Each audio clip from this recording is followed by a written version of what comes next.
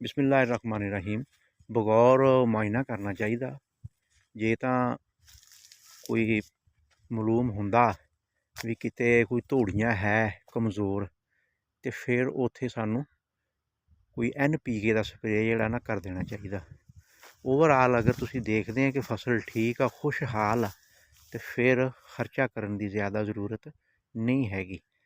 बैल जिहड़ियां कोई कमज़ोर जगह ना टुकड़ियां धूड़ियां, उत्थे कुछ ना कुछ कर लेना चाहिए, क्योंकि वो भी कणक दूसरी कणक के नाल रल जे, बराबर हो जे। तो इनू गिरन तो भी बचाना वा।